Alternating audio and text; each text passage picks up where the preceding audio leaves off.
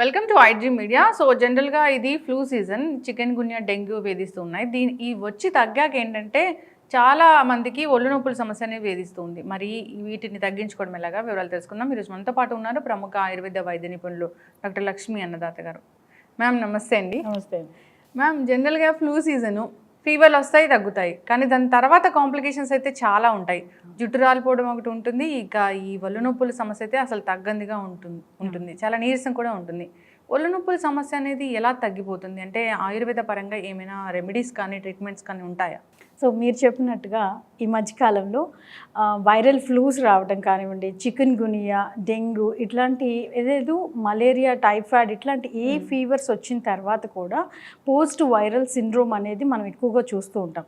So ఇందులో మెయిన్గా మనం తెలుసుకోవాల్సింది ఏంటంటే ఈ వైరస్కి రిలేటెడ్గా ఎప్పుడైనా ఫారెన్ బాడీ, వైరస్ అనగానే ఒక ఫారెన్ బాడీ, అది మన బాడీలోకి వెళ్ళినప్పుడు మన ఇమ్యూన్ సిస్టమ్ అనేది యాక్టివేట్ అవ్వడం జరుగుతుంది. యాక్టివేట్ జరిగినప్పుడు అవి ఒక రకమైన సైటోకైన్స్ అనేవి రిలీజ్ చేస్తాయి. ఇవంటే ఇన్ఫ్లమేటరీ ప్రోటీన్స్ అనమాట. అంటే మన బాడీలో ఈ వైరస్ ద్వారా వచ్చేటువంటి రకరకాల కారణాలు, అంటే ఇన్ఫ్లమేషన్ కానివ్వండి, జాయింట్ పెయిన్స్ కానివ్వండి, రకరకాలైనటువంటి ఈ వైరల్ ఫ్లూ లేదా రకరకాలైనటువంటి డెంగ్యూ, చికెన్ గురియా ఇట్లాంటి జ్వరాల ద్వారా మన జాయింట్ పెయిన్స్ కానివ్వండి, మజిల్స్ మీద కానివ్వండి కలిగేటువంటి ఇబ్బందులను తొలగించడం కోసం మన ఇమ్యూన్ సిస్టమ్ అనేది రియాక్షన్ జరుగుతూ ఉంటుంది. ఇలాగ జరిగేటప్పుడు ఈ సైటోకైన్ స్ట్రామ్ అనేది కూడా కొంతమందిలో ఏంటంటే క్రానిక్ లాంగ్ రన్ ఉంటుంది, కొంతమందిలో లో గ్రేడ్లో ఆ ఇన్ఫ్లమేటరీ రెస్పాన్స్ అనేది జరుగుతూ ఉంటుంది. సో దీనివల్ల ఏంటంటే ఆ ఇన్ఫ్లమేటరీ రెస్పాన్స్ అనేది ఉండటం వల్ల మన బాడీలో సెల్స్ పైనే మన ఇమ్యూన్ సిస్టమ్ అనేది రియాక్ట్ అవ్వడం జరుగుతుంది.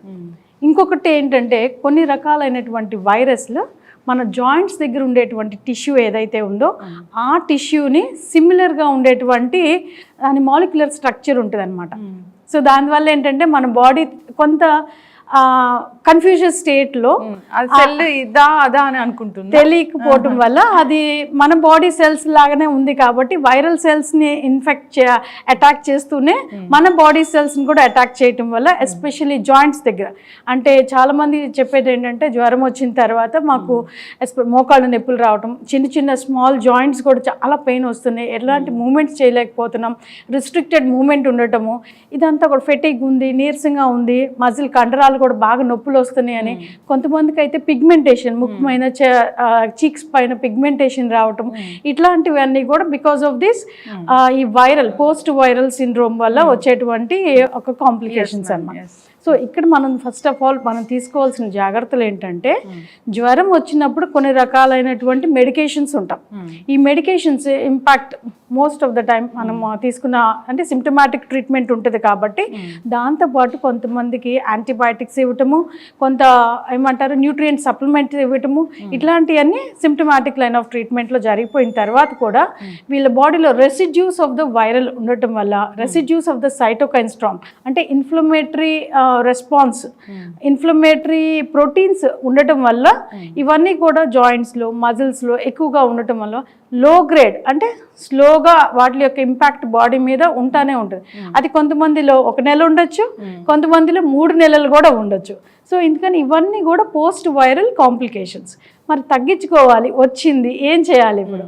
సో సహజంగా మనకు బాడీ పెయిన్స్ ఉన్నప్పుడు ఒకటి reason of the body pains in జనరల్గా ఈ వైరల్ ఫ్లూస్ లేనప్పుడు కూడా క్రానిక్ డిహైడ్రేషన్ అని చెప్తాం. సో ఈ క్రానిక్ డిహైడ్రేషన్ వల్ల ఏంటంటే జాయింట్స్ దగ్గర మనకి కావాల్సిన న్యూట్రియంట్స్ అందవు, అంటే వాటర్ అంతా కూడా మనకి త్రూ బ్లడ్ ద్వారా వెళ్ళి జాయింట్స్ దగ్గర కూర్చునేదానికి అవకాశం ఉంటుంది, అక్కడ న్యూట్రియంట్స్ సప్లై చేస్తుంది కాబట్టి అక్కడ జాయింట్స్ దగ్గర కూడా మనకి ఇన్ఫ్లమేటరీ సైన్స్ అనేవి తగ్గకుండా ఉండేదానికి, ఇన్ఫ్లమేటరీ టాక్సిన్స్ అన్ని కూడా జాయింట్స్లో ఉండి అక్కడ కాస్త స్వెల్లింగ్ రావటము, జాయింట్ స్టిఫ్నెస్ రావటము, పెయిన్ ఎక్కువ అవ్వటం, ఇలాంటివన్నీ చూస్తాం.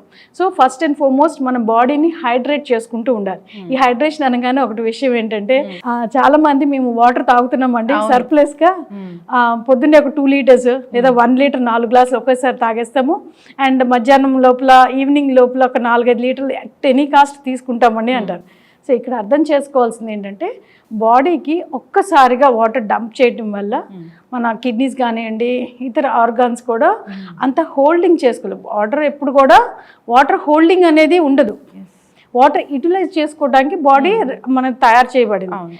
సో అందుకని వాటర్ని మనం ఈక్వల్ ఇంటర్వెల్స్ ఆఫ్ టైంలో సే around every 1 hour 50 to 100 ml maximum 150 ml కనుక ఇచ్చినట్లయితే బాడీ ఆ వాటర్ని యూటిలైజ్ చేసుకుంటుంది. అంటే బోల్డ్ అని రకరకాల మెటబాలిక్ యాక్టివిటీస్ జరుగుతుంటుంది కాబట్టి ఈ మెటబాలిక్ యాక్టివిటీస్లో వాటర్ యూజ్ చేసుకుని సర్క్యులేషన్ ద్వారా జరిగేటువంటి అన్ని ఆర్గాన్స్లో రకరకాల రియాక్షన్స్లో వచ్చిన బై ప్రొడక్ట్స్ కానివ్వండి, టాక్సిన్స్ కానివ్వండి, అదేవిధంగా మల రూపంలో వెళ్ళిపోయే బై ప్రొడక్ట్ కానివ్వండి, ఈ వేస్ట్లన్నీ కూడా మన యూరిన్ రూపంలో కానీ, స్వెట్ రూపంలో కానీ, మోషన్ రూపంలో కానీ టాక్సిన్స్ని బయటికి పంపించేయడానికి ట్రై చేస్తాయి. అదేవిధంగా జాయింట్స్ దగ్గర ఉన్నటువంటి ఇన్ఫ్లమేటరీ కారణాలైనటువంటి టాక్సిన్స్ని కూడా బయటికి పంపించడానికి ట్రై చేస్తాయి. So first and foremost hydration పెట్టుకోవాలి.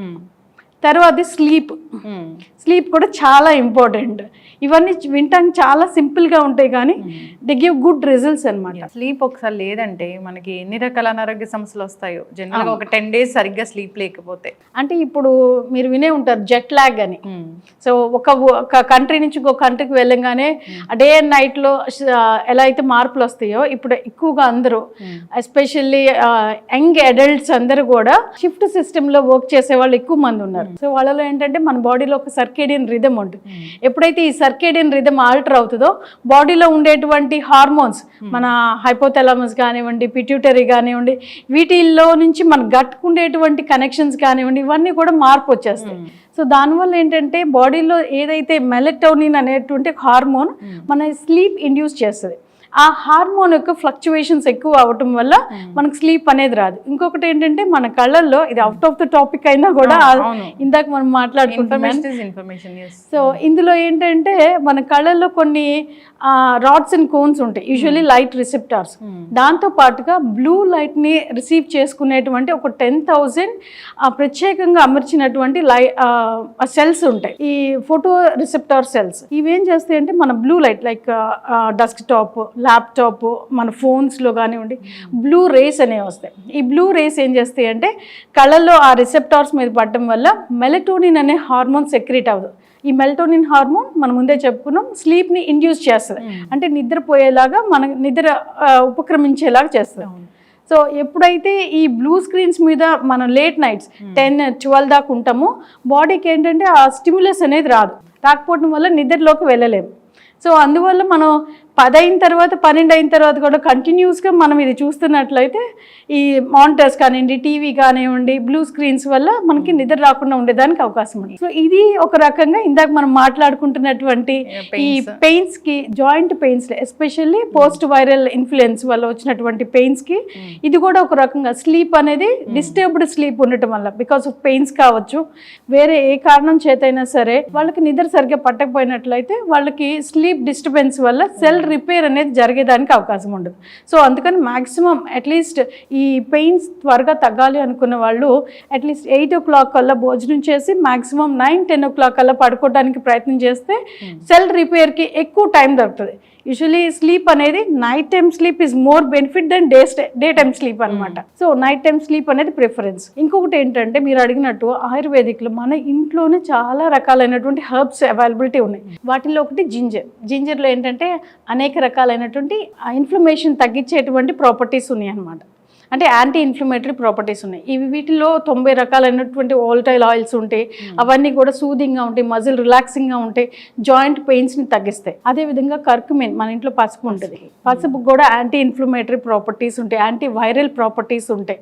సో ఇవన్నీ కూడా మన రోజువారీ ఆహారంలో తీసుకోవటం వల్ల మనకి జాయింట్ పెయిన్స్ అనేవి త్వరగా తగ్గేదానికి అవకాశం ఉంటుంది. సో ఇవన్నీ చిన్న చిన్న జాగ్రత్తలు మనం పాటించినట్లయితే ఇన్ఫ్లమేషన్ అనేది త్వరగా తగ్గి మన ఈ జాయింట్ పెయిన్స్ లేదా జాయింట్స్లో వచ్చేటువంటి swelling, especially post viral fever తర్వాత వచ్చేటువంటి స్వెల్లింగ్ కూడా తగ్గిపోయి మనం రిలాక్స్డ్గా త్వరగా ఈ లక్షణాల నుంచి బయటపడేదానికి అవకాశం ఉంటుంది. అంటే ఇక జింజర్ టీ అలాంటివి కూడా తీసుకోవచ్చా మ్యామ్? ఇక్కడ ఏంటంటే ఒకటి డైజెషన్ ఇంపైర్మెంట్ అనేది ఉంటుంది. ఫీవర్లో వచ్చిన తర్వాత చాలా మందికి ఈ యాంటీబయాటిక్స్ కారణం చేత కావచ్చు, ఫీవర్ హై టెంపరేచర్స్ ఉండటం చేత బాడీలో మన జఠరాగ్ని అంటాం కదా, సో డైజెస్టివ్ సిస్టమ్ అనేది కొంత ఇంపైర్ జరిగేదానికి అవకాశం ఉంటుంది. కాబట్టి దీపని పాచిన ద్రవ్యాలు అంటే అగ్నిని పెంచేదానికి, అదేవిధంగా తీసుకున్న ఆహారాన్ని ప్రాపర్గా డైజెస్ట్ చేసి అందులో ఉన్న న్యూట్రియంట్స్ బాడీ అసిమ్యులేట్ చేసుకోవడానికి వీలుగా ఉండేలాగా డీపుని పాచిన ద్రవ్యాలు అంటే సొంటి కానివ్వండి, అల్లం కానివ్వండి, జీరా కానివ్వండి, వాము లేదు పసుపు అయినా సరే, ఇట్లాంటివన్నీ కూడా హర్బ్స్ మన ఇంట్లో ఉండే తాలింపు గింజలు అంటాం కదా, ఇవన్నీ కూడా రోజువారీ ఆహారంలో కొంచెం వేసుకొని తీసుకోవటం, వాటిని మన టీ రూపంలో కషాయం రూపంలో చేసుకొని తాగటము, ఇట్లాంటి వల్ల మనకు డైజెషన్ ఇంప్రూవ్ అవుతుంది. యాజ్ వెల్ మనకి త్వరగా యాంటీ ఇన్ఫ్లమేటరీ గుణాలు ఉన్నాయి కాబట్టి ఈ జాయింట్ పెయిన్స్ లేదా స్వెల్లింగ్ ఇవన్నీ కూడా తగ్గేదానికి అవకాశం ఉంటుంది. ఇంకొకటి ఏంటంటే ఈ జాయింట్ పెయిన్స్ ఉన్న వాళ్ళు ఇంట్లోనే ఒక చిన్న రెమెడీ లాగా పాటించవచ్చు. అదేంటంటే ఇప్పుడు ఇందాక మనం మాట్లాడుకున్నాం జింజర్కి యాంటీ ఇన్ఫ్లమేటరీ ప్రాపర్టీస్ ఉంటాయని. చక్కగా ఒక చిన్న ఇంత 1-2 ఇంచెస్ ఉండే జింజర్ తీసుకొని దాన్ని బాగా తరిగేసి అంటే గ్రేట్ చేస్తే చిన్న చిన్నగా మనకి క్యారెట్ తురుము లాగా వస్తుంది.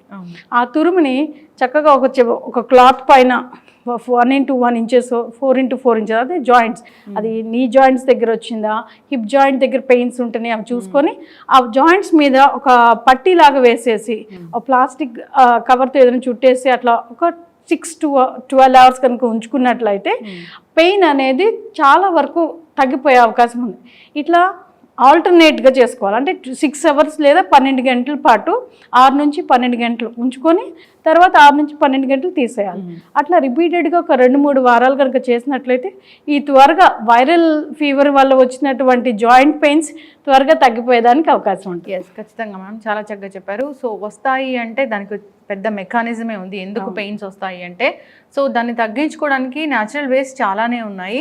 సో మీరు అన్నట్లుగా అల్లం బాగా పనిచేస్తుంది దానికి. సో వీలైనంత వరకు వీటిని న్యాచురల్ వేస్లో తగ్గించుకోవాలని కోరుకున్నాం. ఇంకా ఇబ్బంది పెడుతున్నాయంటే ఒకసారి కాంటాక్ట్ చేయాలని కోరుకున్నాం. ఆయుర్వేద పరంగా దీనికి చక్కటి ట్రీట్మెంట్సే ఉన్నాయి. చక్కటి ఇన్ఫర్మేషన్ మ్యామ్, ధన్యవాదాలు.